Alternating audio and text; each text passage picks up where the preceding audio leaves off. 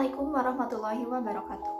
Perkenalkan, nama saya Nura Manita Dini, NIM 2102210 dari Pendidikan Biologi A 2021 Universitas Pendidikan Indonesia. Judul artikel yang saya ambil yaitu pengaruh pemberian kombinasi air cucian beras dan air cucian ikan bandeng terhadap pertumbuhan anggrek dan Dendrobium sp. Tanaman anggrek merupakan salah satu jenis tanaman hias di Indonesia yang populer. Selain digunakan sebagai tanaman hias di rumah-rumah, tanaman anggrek juga digunakan sebagai tanaman rental di perkantoran maupun di taman yang berlandscape modern. Menurut Balai Penelitian Tanaman Hias pada tahun 2012 mengungkapkan bahwa tanaman anggrek Dendrobium merupakan salah satu jenis tanaman anggrek yang populer di Indonesia. Seiring dengan peningkatan pasar mengenai permintaan tanaman anggrek dalam bentuk bunga potong maupun dalam bentuk bunga pot, maka perlu adanya peningkatan kualitas dan kuantitas dari tanaman anggrek itu secara besar dan berkesinambungan. Nah, alternatif yang digunakan dalam permasalahan tersebut yaitu dengan menggunakan pupuk organik cair, yaitu dengan air cucian beras dan air cucian limbah ikan bandeng. Metode penelitian yang digunakan dalam penelitian kali ini yaitu metode Systematic Literature Review atau SLR. Nah, dalam penelitian kali ini peneliti mengkaji artikel-artikel publikasi nasional pada Google Scholar dengan menggunakan kata kunci pengaruh pemberian air cucian beras dan air cucian ikan terhadap pertumbuhan tanaman anggrek.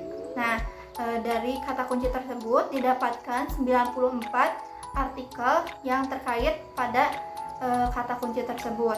Namun setelah melakukan berbagai tahapan-tahapan, didapatkan 2 artikel publikasi yang sesuai dengan judul penelitian yang peneliti kaji.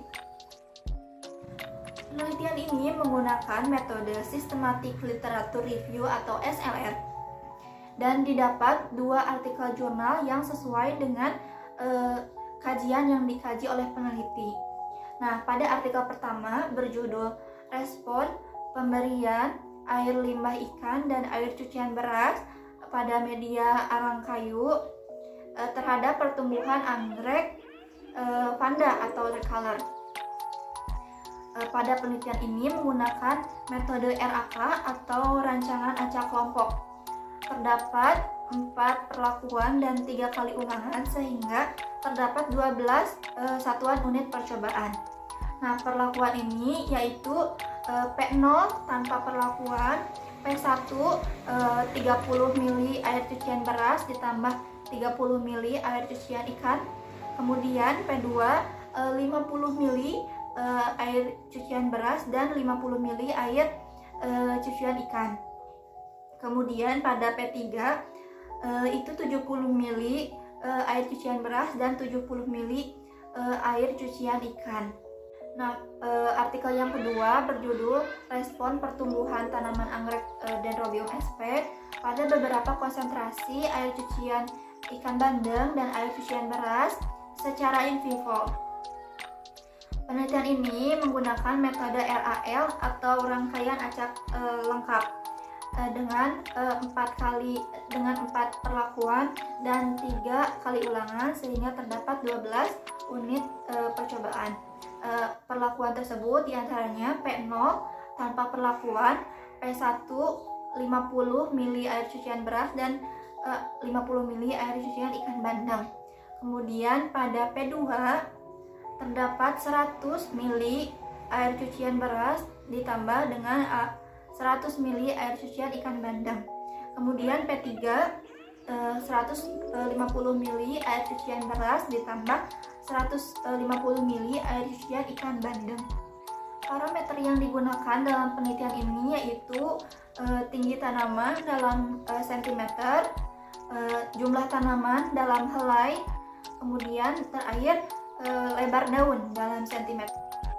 Adapun hasil penelitian pada parameter tinggi tanaman, pada artikel pertama dihasilkan perlakuan P3 menghasilkan tinggi tanaman terbaik dengan rata-rata 18,6 cm. Nah, pada artikel kedua P1 memperoleh hasil tinggi tanaman terbaik dengan rata-rata 16,01 cm. Hal ini didasarkan pada kandungan yang terdapat pada ikan bandeng. Di antaranya yaitu nitrogen, fosfor, dan kalium ini membantu dalam proses pertumbuhan tanaman anggrek khususnya pada tinggi tanaman. Hasil penelitian pada parameter jumlah daun pada artikel pertama perlakuan P2 menghasilkan perlakuan terbaik dengan jumlah rata-rata daun 7 helai. Sedangkan pada artikel kedua P1 memperoleh rata-rata jumlah daun terbanyak dengan rata-rata 4,67 helai. Hal ini tidak berdampak langsung pada pertumbuhan tanaman anggrek khususnya pada pertumbuhan daun karena unsur nitrogen yang dibutuhkan anggrek tidak dapat dipenuhi sehingga perkembangan daunnya tidak bisa berkembang secara maksimal. Hal ini sesuai dengan penelitian yang dilakukan oleh Susanto pada tahun 2002 yang menyatakan bahwa jika suatu tanaman tidak dapat terpenuhi unsur haranya, maka akan mengganggu metabolisme dari tanaman itu sendiri dan itu akan mengganggu pada pertumbuhan dan perkembangannya. Hasil penelitian pada parameter lebar daun pada artikel pertama perlakuan P3 menghasilkan rata-rata lebar daun terbesar dengan rata-rata 2,8 cm.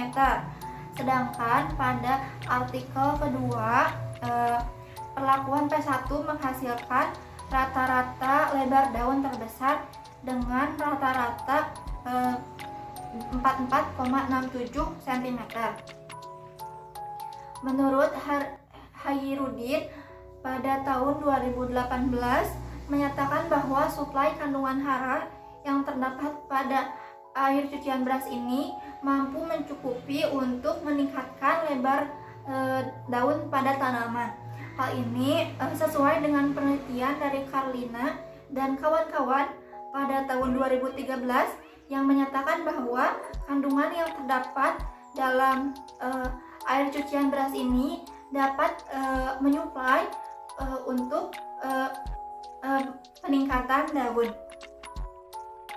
Kandungan senyawa organik dan mineral yang terdapat dalam air cucian beras ini terdiri dari karbohidrat, protein, kalium, fosfor, sulfur, vitamin B1 dan besi. Adapun kandungan yang terdapat dalam limbah air cucian bandeng yaitu terdapat nitrogen, kalium, dan fosfor. Berdasarkan hasil penelitian menunjukkan bahwa pemberian kombinasi air cucian beras dan air cucian ikan bandeng tidak terlalu berpengaruh nyata pada pertumbuhan tanaman anggrek dan Dendrobium sp. Hal ini diduga karena kandungan yang terdapat pada air cucian beras dan air cucian ikan bandeng ini sepenuhnya tidak dapat memenuhi kebutuhan dalam pertumbuhan tanaman anggrek dan Dendrobium ini. Kemudian terdapat faktor penghambat eksternal yaitu curah hujan yang tidak mendukung pada pertumbuhan anggrek ini. Pemberian kombinasi air cucian beras dan air cucian ikan bandeng ini dapat meningkatkan pertumbuhan tanaman anggrek. Namun pertumbuhannya berlangsung secara lambat dan tidak maksimal. Namun air cucian beras dan air cucian ikan ini masih bisa dijadikan alternatif bagi pertumbuhan tanaman anggrek. Sekian yang dapat saya sampaikan. Mohon maaf banyak kekurangannya. Akhirul kalam. Wassalamualaikum warahmatullahi wabarakatuh.